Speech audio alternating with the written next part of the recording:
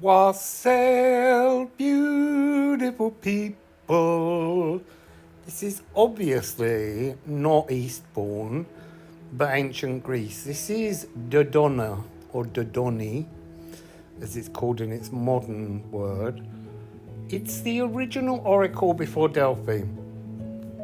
And the oracle is very much about how things step out from the natural world to give you clues as to direction, thought, how to philosophize, and how to move forward. So I thought today we would go on a walk and let the natural world do exactly that for us. By observing nature and space and place around us, let's see what we can learn. I'm drawn to the symbolism of pruning here. Things, shadows, old lives have been cut away, and yet this is still a resplendently healthy and beautiful tree.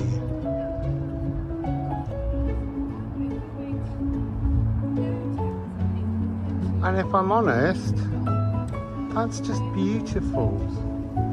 Wearing the scars that enabled larger growth.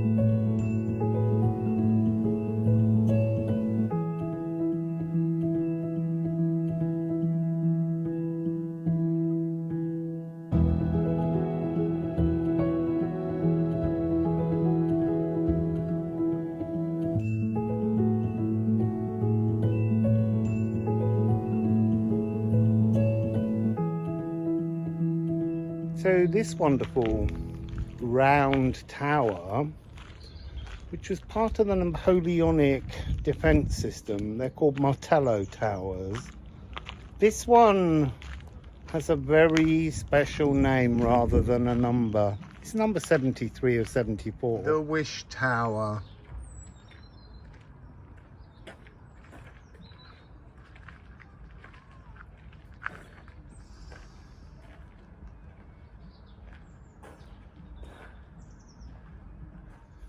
So, I thought it would be a really good idea if maybe collectively we made some wishes. and let the butterflies carry those wishes forward. So I'm going to go over to the tower and make my wishes, and I wish your wishes come true. So let's go.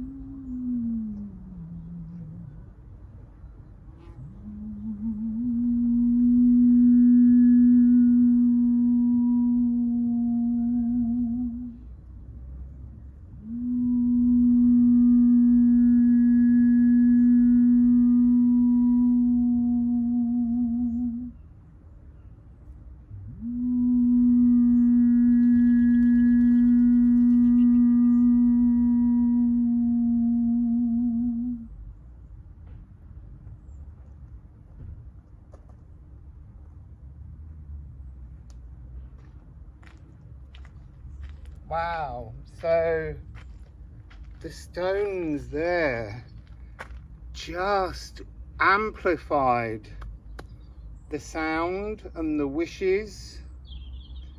So I'm going to go back and make a few more. Keep saying your wish. Focus your wish onto the wish tower and let the wish tower carry the wish high up.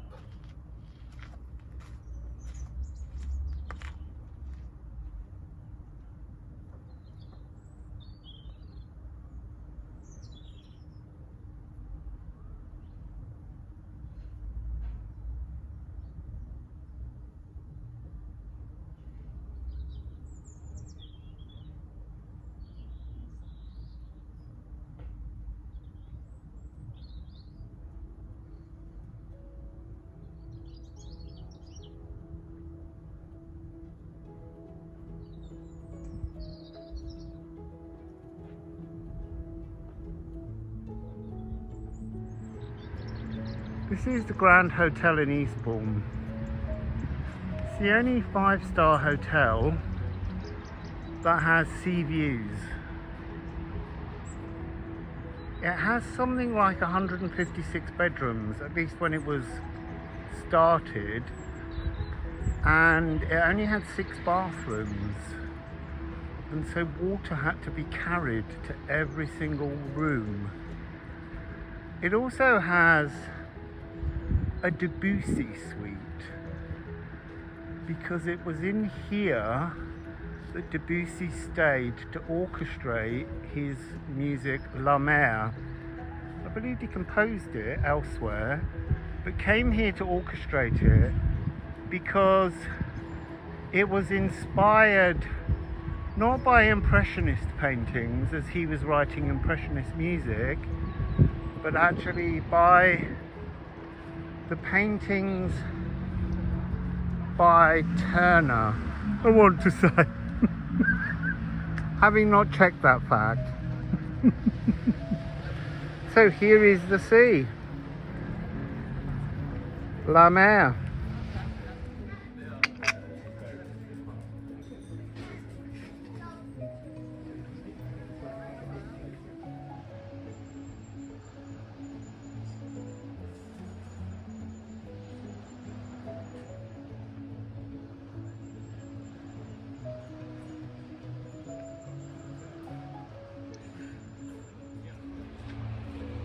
This here is a plant that grew near my school, and if I'm honest, I've not seen this plant for so long, and it feels like an important energy to come forward and remind me of something to do with being at school. So this plant is known as Old Man's Beard, and I have an old man's beard. Now that it's gone white, it matches that.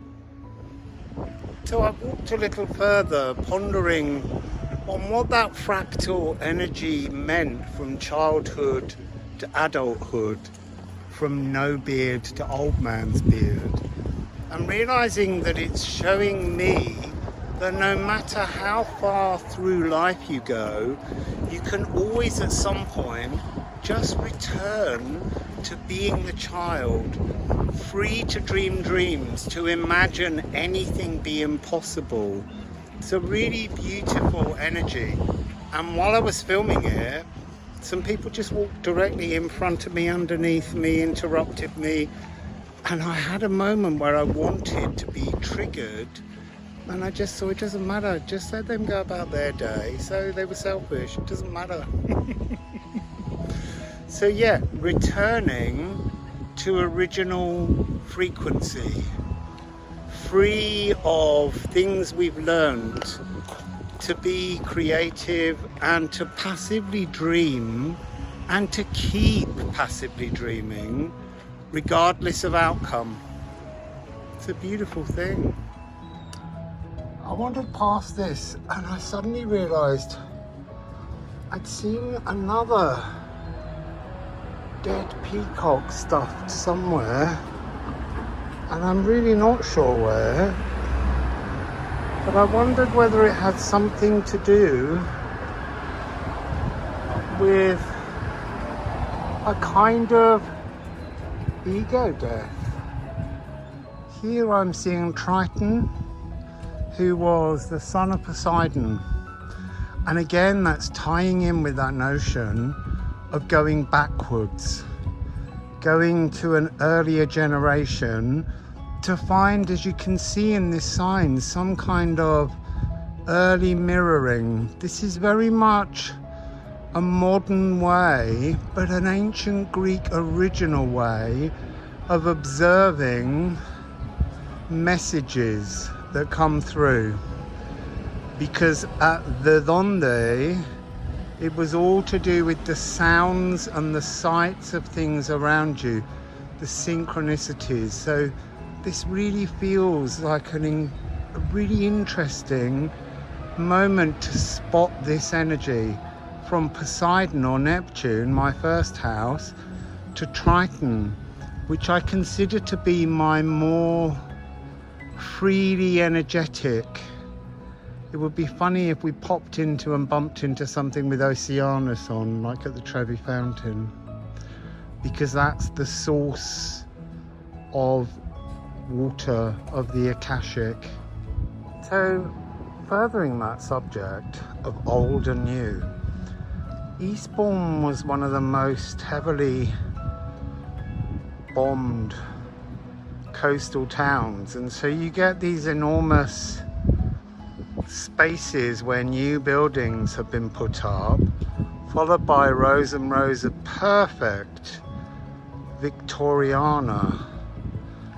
And then just to really remind me that this is about remembering childhood, that building and this square is called Howard Square. And I went to the Howard School in Raynham. And it was after I first saw this sign, I didn't know I was in this square again, that I went to my hotel, because I walked from here to my hotel, and that's where I found the piano. So this is very much about trying to remember the joyful freedom that existed in childhood. And so the conclusion I have to take from this is a reminder of the creative freedom that began for me when I first went to the Howard School and was given the opportunity to study music and to learn how to love the creativity of frequency that eventually led to me creating the sound healing that I do for all of you. So I hope you enjoyed that little wander. Wassail, and I'll see you again tomorrow.